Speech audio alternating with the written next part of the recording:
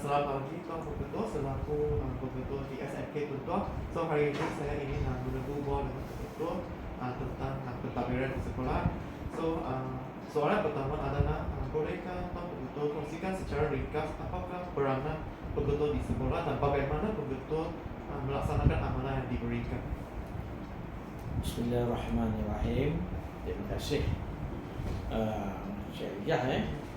Peranan pengetua di sekolah adalah melaksanakan atau menguruskan apa-apa yang telah ditetapkan melalui falsafah pendidikan negara. Antara fungsi pengetua ialah memastikan organisasi sekolah diurus secara cekap dengan mengambil kira potensi dan keperluan warga sekolah, kemudahan sumber, dalaman dan luaran untuk meningkatkan keberkesanan pengoperasian sekolah. Itu antara fungsinya lah. Dan caranya kita ialah dengan cara memberi bimbingan kepada guru dan kaki tangan, apa-apa yang perlu mereka lakukan, dan saya juga akan memberi dorongan dan sokongan sekarang tugas yang perlu mereka laksanakan. Itu secara ringkas lah. Dan soalan kedua adalah pada pendapat Pembetul, adakah Pembetul lebih gemar mengamalkan gaya kepemimpinan autokratik atau demokratik di sekolah? Dalam memimpin, kita terdapat beberapa gaya kepimpinan. Antaranya yang agak biasa ialah autokratik, demokratik dan laissez-faire. Berkait dengan autokratik, sebenarnya gaya kepimpinan yang terbaik pada pendapat saya ialah mengimplementasikan ketiga style kepimpinan tadi, iaitu autokratik, demokratik dan laissez-faire. Ada ketika kita akan terpaksa menggunakan autokratik, terutamanya dalam aspek-aspek keselamatan pelajar. Kita kena autokratik. Kadang-kadang kita tidak boleh teransur dalam mematuhi SOP keselamatan para pelajar. Sebagai contoh, di dalam makmal, kita perlu memastikan setiap pelajar atau guru yang melakukan PTP itu mematuhi SOP yang ditetapkan. Dia tak boleh berkompromi sebab dia menyebabkan keselamatan. Contoh.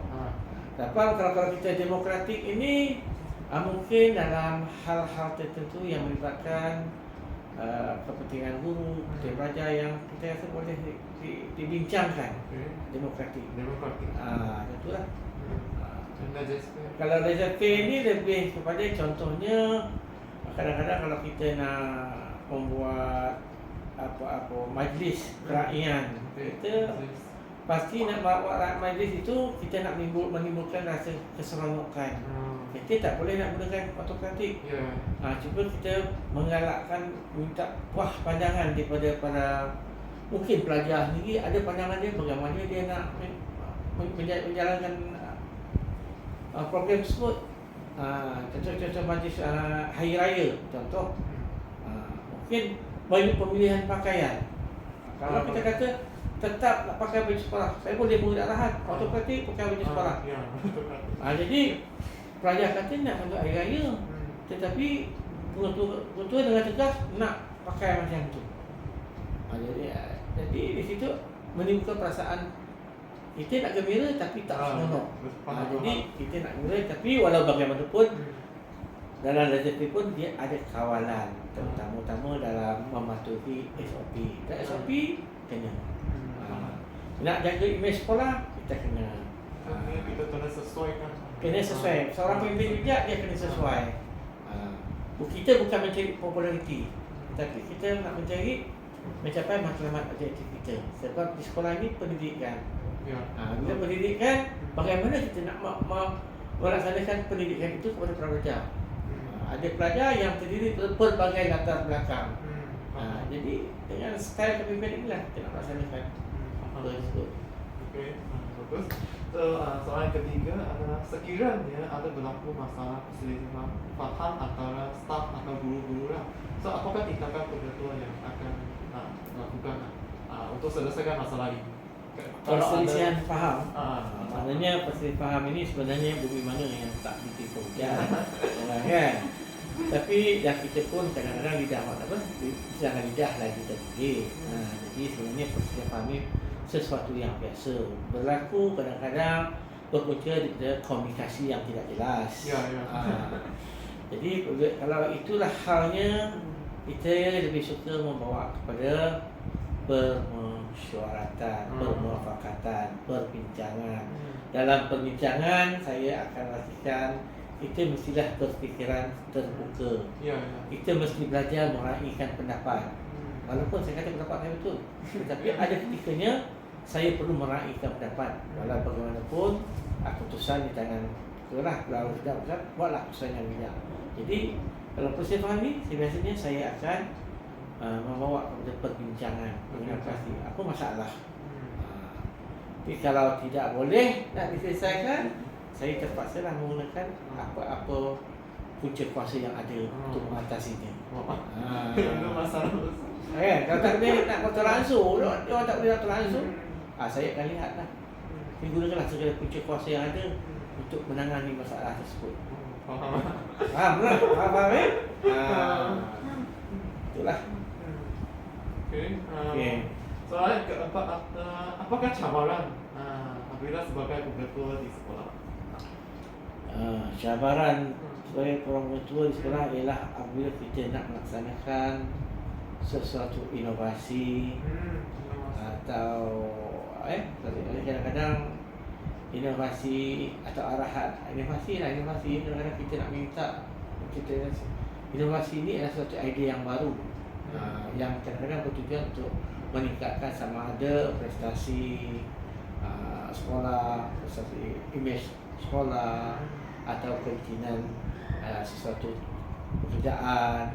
Inovasi dia satu yang pertamanya nak memudahkan sesuatu yang baru.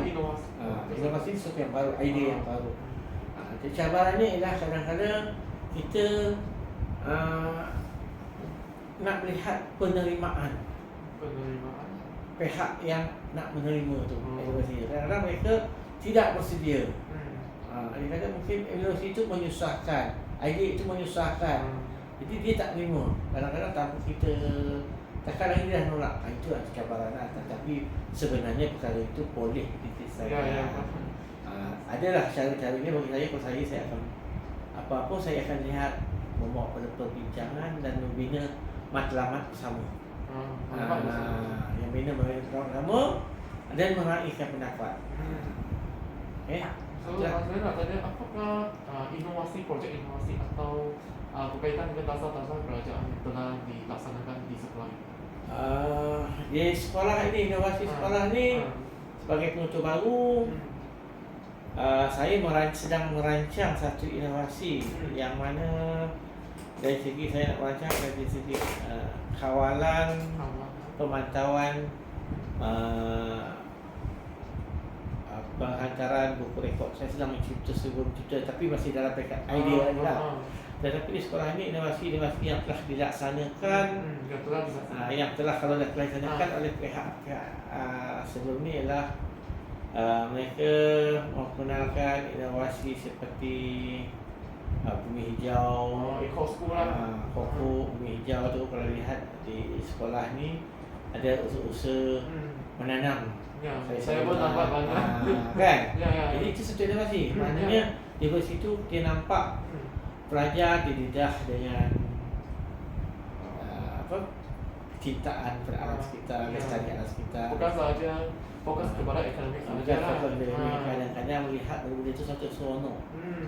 Apatah lagi sekarang ni ramai pelajar mereka tinggal di kawasan taman-taman perumahan. Bila taman perumahan mereka tak ada ruang masa untuk menanam. Jadi tidak ada sekolah, mereka ada peluang. Jadi akhirnya mereka seronok. Betul sekali. Betul betul. Itu dia. Baiklah. So soalan yang terakhir antara apakah harapan betul kepada SMG Tuntua dan ada apa cadangan yang boleh ditambah bagi display. Apakah harapan dan cadangan ditambah? Harapan saya ialah untuk membawa hala tuju SMK Tuntua ini menjadi sebuah sekolah yang cemerlang, terbilang di daerah Melaka Tengah ini.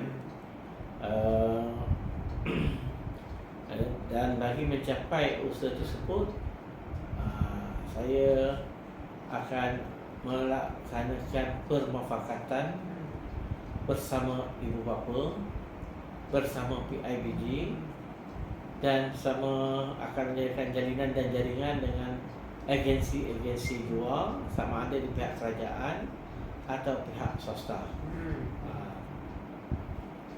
PIBG, pihak swasta. Sebab ia selaras dengan keadaan sekolah ini berada dalam kawasan bandar. Itu ya. Apakah cadangan yang boleh? Cadangan yang boleh ditambah? cadangan yang boleh lah. Jadi ialah kita akan mengadakan bagi dia pun kita akan mengadakan kerjasama lah. Cadangan kita mengadakan kerjasama dengan pihak luar. Ini antara cadangan tu yang kita akan terutamanya dalam mencari kewangan, sebab kewangan ni agak penting lah. Kemudian kita nak penglibatan ibu bapa dalam proses pembelajaran anak-anak. Saya akan cuba menggalakkan ibu bapa untuk hadir ke sekolah kerap, lebih kerap untuk melihat pencapaian anak-anak mereka. Saksilah esok ada temuan besar kan? Sebagai contoh adalah contoh program Mesra Waris. Mesra Waris.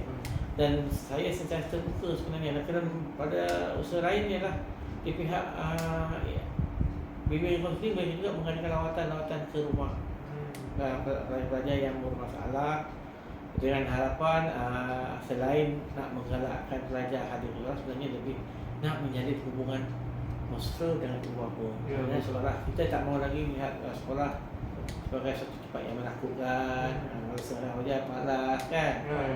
Kita nak wujudkan kawasan sekolah ini sebab saya juga nak membawa wujud satu persekitaran sekolah yang kondusif, selaras dengan konsep sejahtera yang dibawa oleh Kementerian Pendidikan. Yang mana KPM berasal dari tempat sejahtera. Jadi bila konsep sejahtera ini, pelajar bila bersekolah dalam selamat, selesa, kondusif, maka mereka akan seronok datang. Sebagai contoh, melihat oleh hari ini saya menggalakkan pelajar berbincang di kantin berpelapta sehingga pukul 5 masih lagi pelajar nampak berbincang di dalam sekolah. Dan kita sama bapak, saya harapkanlah memantau keadaan ini. Okey, sebab pada ini juga kita perlu memikirkan soal keselamatan pelajar. Itulah. Itu saja Itu saja. Baiklah, terima kasih kerana sudi meluangkan masa dengan hubungan dengan saya. So kita jumpa hari lain lah. Terima kasih. Terima kasih. Dia pakai juga tu.